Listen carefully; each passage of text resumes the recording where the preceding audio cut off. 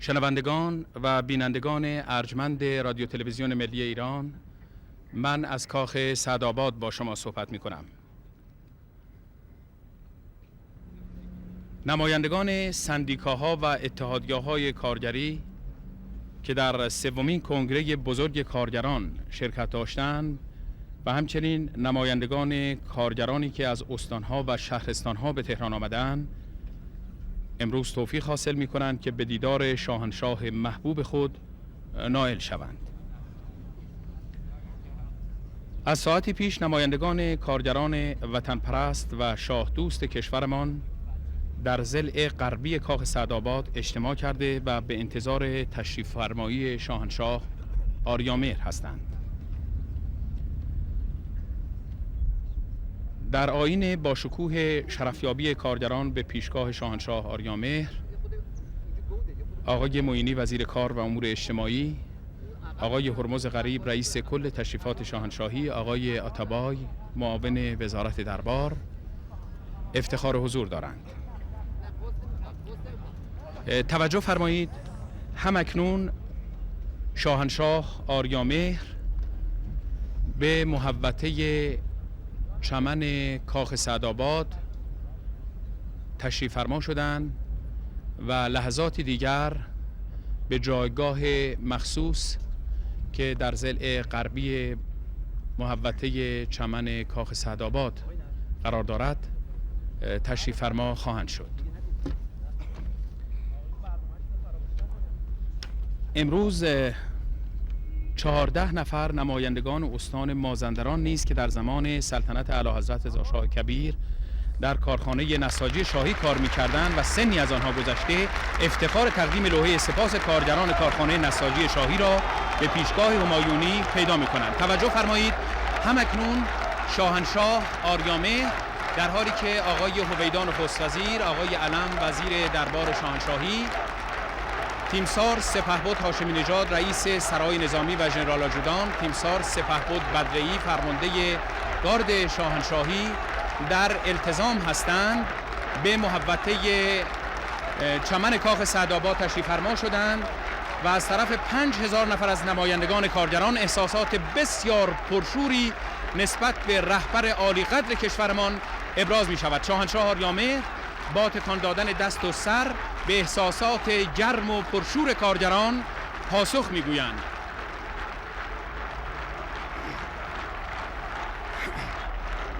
شاهنشاه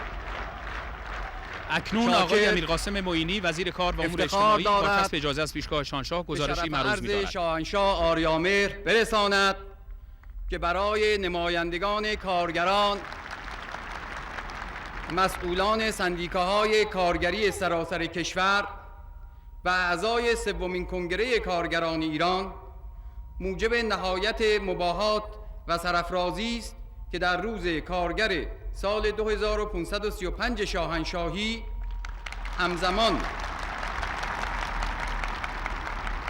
همزمان با برگزاری آیین ملی شکوهمند بزرگداشت 50 سال شاهنشاهی پهلوی، افتخار شرفیابی به پیشگاه مبارک رهبر والای انقلاب شاه و ملت را به دست آوردند. شاهنشاه، کارگرانی که در این لحظه پرشکوه از حیات پر افتخار کارگری به زیارت شاهنشاه اندیشمند خود نائل گشته‌اند، با تجلیل از بنیانگذار شاهنشاهی پهلوی اعلیحضرت رضا شاه کبیر، تلاش‌های سازنده این سردار بزرگ را در پیریزی بنیادهای سیاسی نظام اقتصادی ایران امروز می‌ستایند و به خاطر تمامی مهر و عنایتی که در طول 35 سال سلطنت شاهنشاه آریامهر خاصه در دوران شکوهمند انقلاب شاه و ملت از طرف رهبر داهی انقلاب به جامعه کارگری مبذول گشت، سپاس خویش را به خاکپای مبارک تقدیم می‌دارند. شاهنشاه، سومین کنگره کارگران ایران که با شرکت 2356 نفر از نمایندگان کارگران و مسئولان سندیکاهای کارگری سراسر کشور و حضور دبیران و نمایندگان اتحادیه کارگری 12 کشور خارجی روز 7 اردیبهشت سال 2535 شاهنشاهی با الهام عالمانه شاهنشاه آریامهر که الهام دهنده و تعیین کننده خطوط اساسی کار کنگره بود گشایش یافت. کنگره علاوه بر بررسی و تصویب اساسنامه جدید و انتخاب اعضای شورای عالی سازمان و هیئت نظارت و رئیس سازمان کارگران ایران، با بررسی کارنامه درخشان موفقیت‌ها و پیشرفت‌های جامعه کارگری به خصوص در دوران پرشکوه انقلاب شاه و ملت، مؤکداً تأیید نمود که آنچه امروز به عنوان دستاوردهای پرثمر انقلاب نصیب جامعه کارگری ایران گردیده، تنها در سایه عنایت و حمایت رهبر بزرگ انقلاب شاهنشاه آریامهر به میلیون‌ها زن و مرد کارگر شریف و آزاده این سرزمین بوده است. اصالت و حقیقت چنین رویداد شگرفی تا بدان حد بود که اعضای شرکت کننده در سومین کنگره کارگران ایران سال 2535 شاهنشاهی را به نام سال طلایی ملت ایران نامیدند و نمایندگان اتحادیه‌های کارگری 12 کشور مهمان که ناظر بر فعالیت‌های این کنگره عظیم بودند، پیشرفت‌های سریع و شگرف این مملکت را در کلیه شؤون سیاسی، اقتصادی و اجتماعی تحت رهبری‌های داهیانه شاهنشاه آریامهر ستودند و آرزوی کسب موفقیت‌های بیشتر نموده و از شاهنشاه ایران به نام مرد بزرگ جهان نام بردند. شاهنشاه، کارگران ایران هر روز از سال 2535 شاهنشاهی را به پاس 50 سال سلطنت پرخیر و برکت پهلوی گرامی می‌دارند و مساعی شاهنشاه آریامهر را در سازندگی ایرانی آباد و ملتی آزاد که در گذرگاه عبور از مرز تمدن بزرگ رهگشای حضور به جمع قدرتمندان جهان امروز است می‌ستایند. میلیون‌ها زن و مرد کارگری که در پناه انقلاب شاه و ملت و از راه اجرای قانون سهم شدن کارگران در منافع کارگاه‌های تولیدی و صنعتی و اصل 13 انقلاب شاه و ملت، گسترش مالکیت واحدهای تولیدی به ارزنده ترین حقوق انسانی و تأمین عدالت اجتماعی و رفاه مادی دست یافته‌اند، خواهند کوشید که به پاس این همه عنایت و حمایت شاهنشاه آریامهر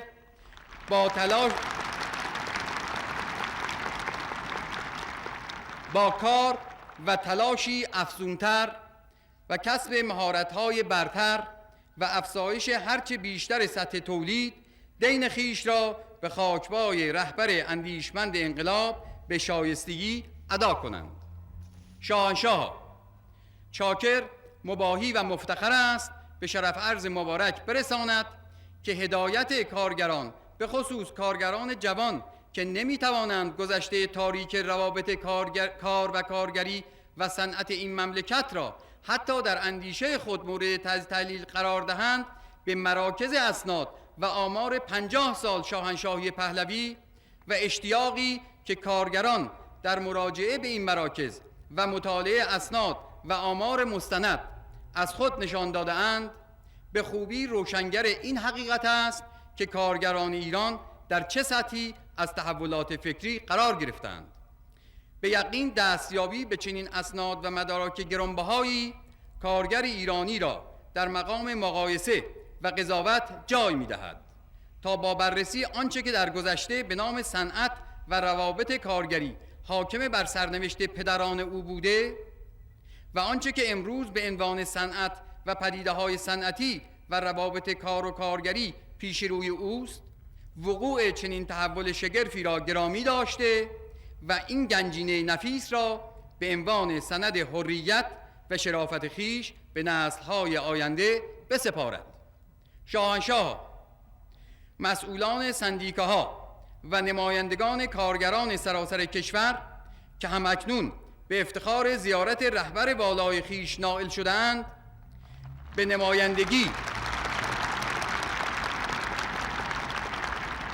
نمایندگی از طرف میلیون‌ها زن و مرد کارگر ایرانی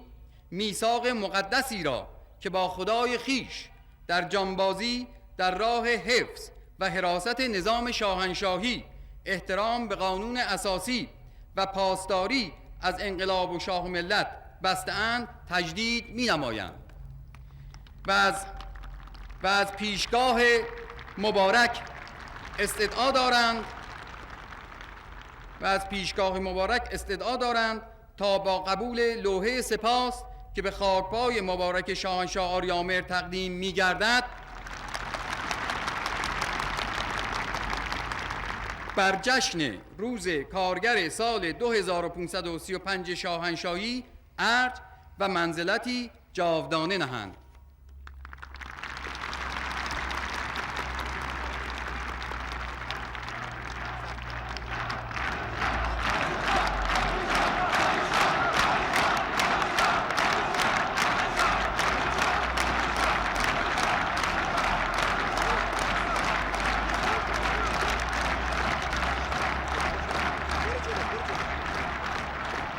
پیشگاه مبارک اعلی حضرت همایون محمد رضا پهلوی آریامهر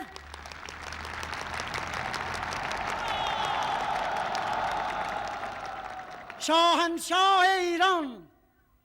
به روزگاران برگزاری آیین شکوهمند بزرگداشت 50 سال شاهنشاهی پهلوی که نیم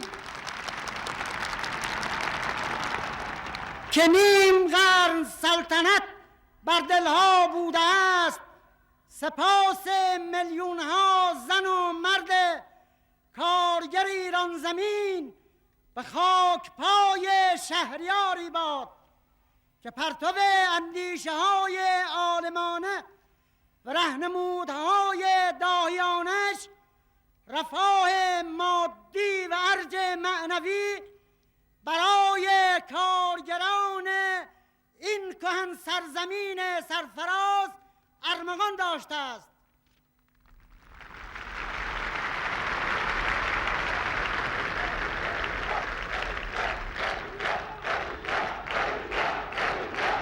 متن لوحه سپاس به پیشگاه مبارک شاهنشاه به وسیله یکی از نمایندگان کارگران قرائت شد و حالا لوحه سپاس رو برای تقدیم به حضور ملوکانه به جایگاه مخصوص میبرند. همونطور که گفتم 14 نفر نمایندگان استان مازندران که در زمان سلطنت اعلی حضرت رضا شاه کبیر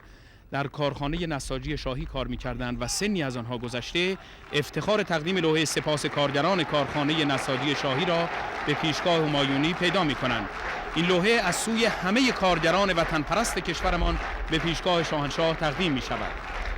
کارخانه نساجی شاهی در زمان سلطنت اعلی حضرت رضا شاه کبیر شروع به کار کرد و به امر اعلی حضرت رضا شاه کبیر در کنار این کارخانه آموزشگاه نساجی برای تربیت کارگران ماهر ایجاد شد و این کارخانه همکنون نیز نوسازی شده و با 3000 نفر کارگر مشغول به کار است.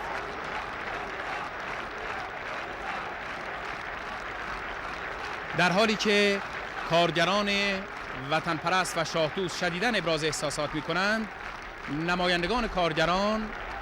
لوحه سپاس را همکنون به پیشگاه شاهنشاه آریامهر در جایگاه مخصوص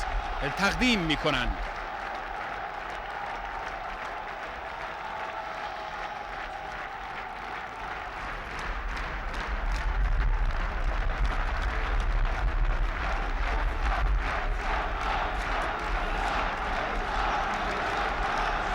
کارگران وطن پرست و شاه دوست ما به حق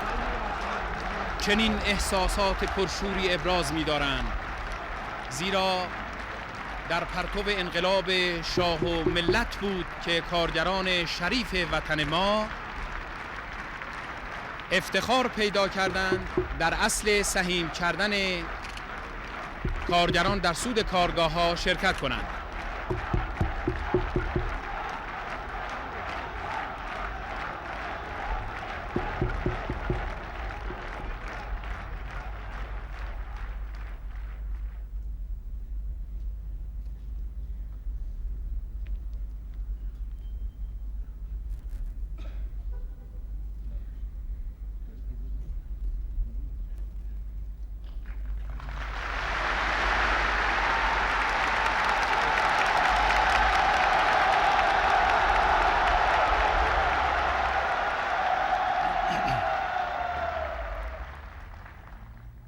برای بار دوم در بزرگداشت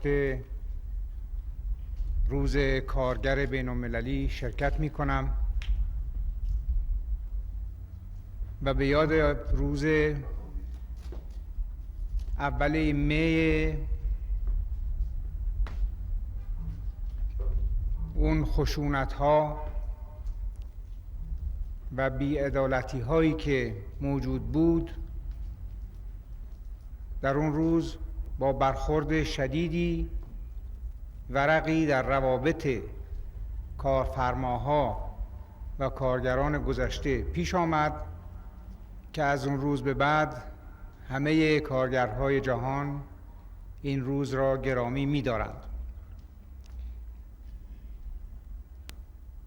ولی خوشبختانه در مملکت ما این روز را ما نه به یادگار برخورد و خونریزی جشن میگیریم. این یادگار عشق و دوستی و تفاهم متقابل در سایه انقلاب شاه ملت می باشد.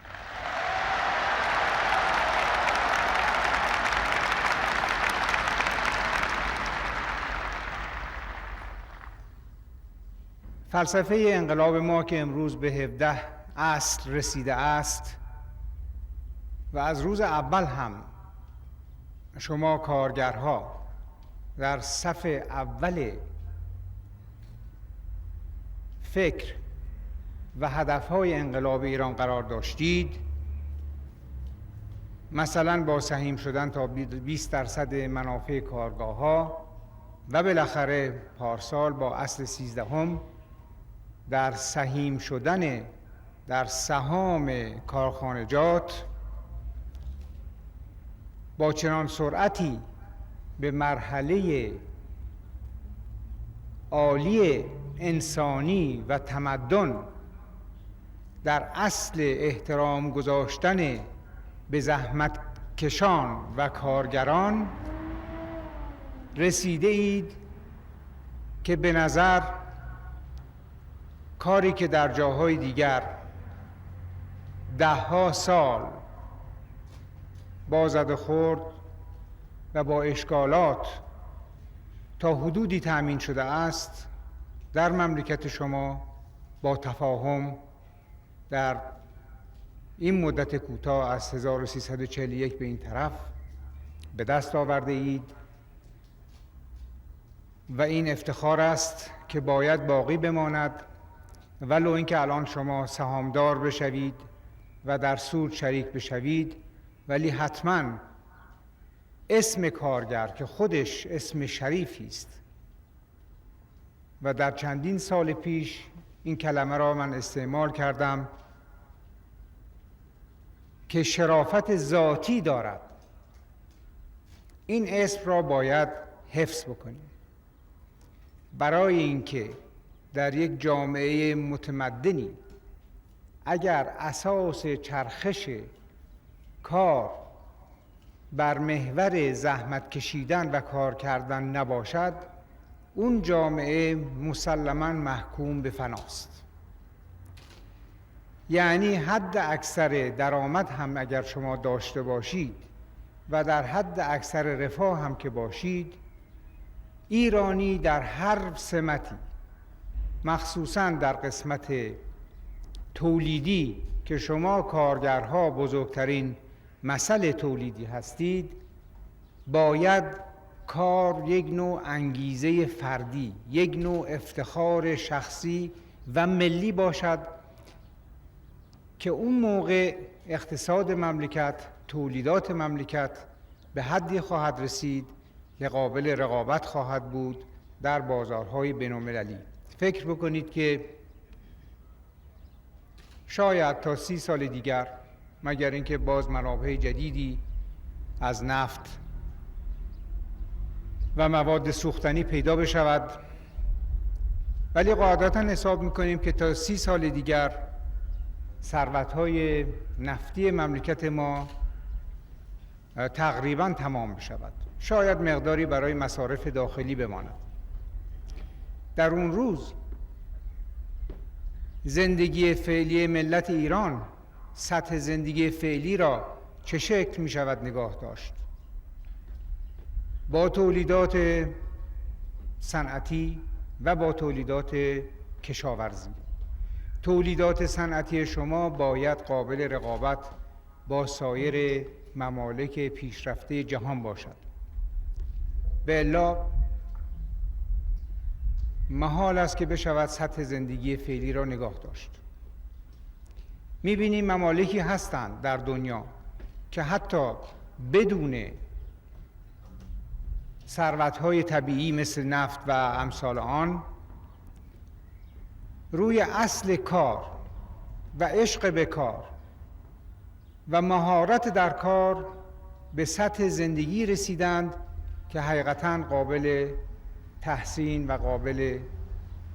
تقدیر است. ما هم باید خودمون را برای احتمالاً چنین روزی حاضر بکنیم.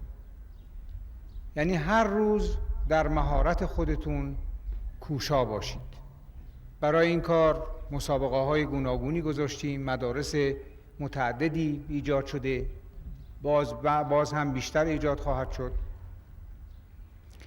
و این باید برای فرد شما یک لذت شخصی باشد که بدونید کارتون در ردیف اول هست و بعد هم مهارت باشد، هم محصول زیاد. فقط در این شرط هست که ما بتوانیم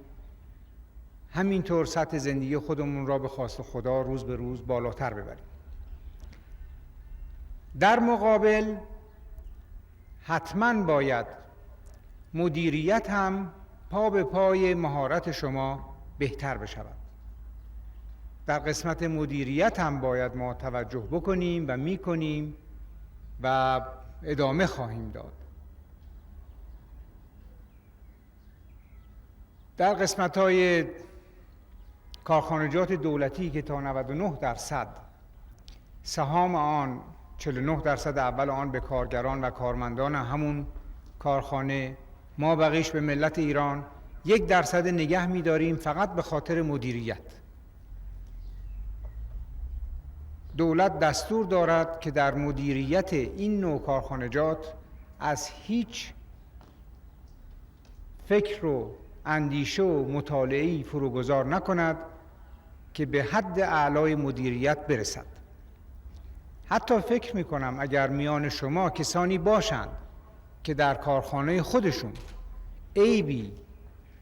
و نقصی را مشاهده بکنن، مسلماً اون را گزارش بدهن، مسلماً در حوزه حزبی خودشون مطرح بکنن. حوزه حزبی حتماً مطلب به مرکز منعکس بکنن. در کارخانجات غیر دولتی هم همینطور. کوشش در بهبود مدیریت باید دائمی باشد.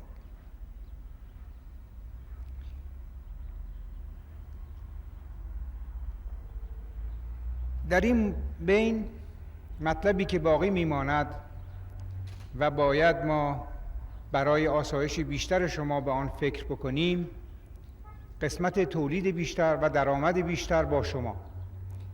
ولی کمک به تهیه مسکن، چه سازمانی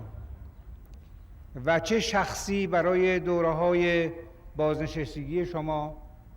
از مطالبی هست که حتما همیشه مورد توجه ما بوده و خواهد بود.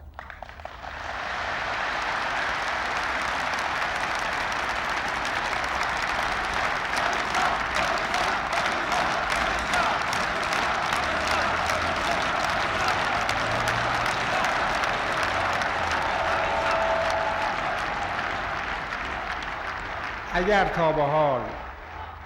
در این امر پیشرفت کافی نشده است، علتش واضح است. یکی نبودن مصالح ساختمانی است، سیمان مسلماً، حتی آجر.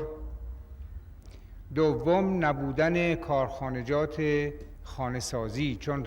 خانه وقتی به تعداد خیلی زیادی ساخته می شود باید پیش ساخته باشد که بشود به سرعت این خانه ها را سوار کرد و آماده کرد. ولی در این صدد هستیم. کارخانجات متعدد پیش ساخته‌ای خریده شده، سفارش داده شده و البته خواهند رسید.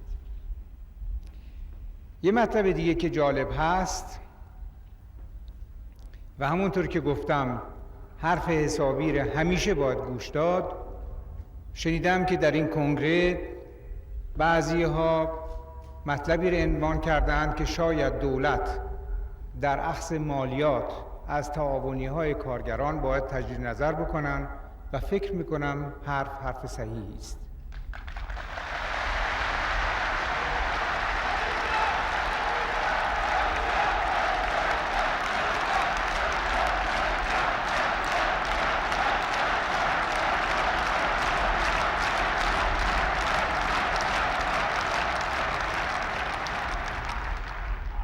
برای تثبیت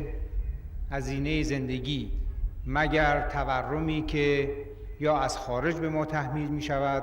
یا تورمی که به هر صورت در اثر ترقی در هر نقطه دنیا پیش آمد می کند، قدرت خرید هرچی برود بالا یک اثر تورمی بدون شک می گذارد. ولی چندین چیز هزینه زندگی را تثبیت می کند. از همه مهمتر خانه است و کرایه خانه که به آن اشاره کردیم. دوم لوازم جاری زندگی است که این به میل هر دکانی هر روز قیمت‌ها نوسان پیدا نکنه و یه قیمت ثابتی در مغازه‌ها و در تعاونی‌ها به قیمت ثابتی فروخته بشه که یک فامیل ایرانی، حالا صحبت از کارگر می‌کنیم، این حساب زندگیش روشن باشه. مخارج اصلی مخارج کرایه خانه است و تهیه مایحتاج زندگانی. سایر مطالب انقلاب ایران و 17 ماده آن برای شما تأمین کرده، یعنی مخارج تحصیلی تا انتهای دانشگاه که مجانی است و سایر پیشبینی هایی که کرده از قبیل کمک به ارزاق. تا کی این کمک ادامه پیدا می کند؟ تا موقعی که خانواده های ایرانی به اون حد اقل درآمدی که برای یک مملکتی که وارد تمدن بزرگ خواهد شد مسلماً به اون حد رسیده باشد. تا اون موقع مسلماً باید در ارقام که فعلاً به آن کمک میکنیم کمک ادامه داشته باشد که اون هم در تثبیت هزینه‌های زندگی اثر خیلی زیادی داراست. پس ما با یک روحیه قوی و مطمئنی به آینده نگاه می‌کنیم. برای اینکه تا به حال به گذشته که نگاه بکنیم می‌بینیم بسیار گذشته دلپذیر و امیدبخشی است. مسلماً آینده نمیتواند از گذشته کمتر امیدبخش باشد، به خصوص که میبینیم سال به سال سطح فکر و سطح مهارت شما به طور خیلی محسوسی بالا میرود و شما مردم پرشور، وطن پرست، زحمتکش و ایرانی های اصیل و خوبی هستید.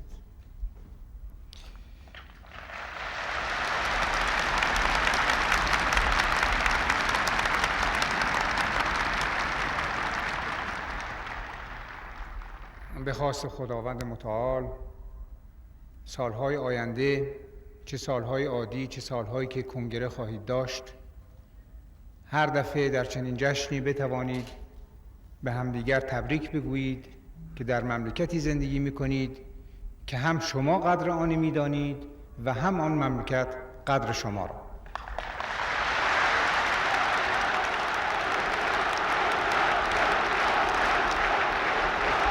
فرمایشات شاهنشاه آریامهر در شرفیابی بیش از 5000 نفر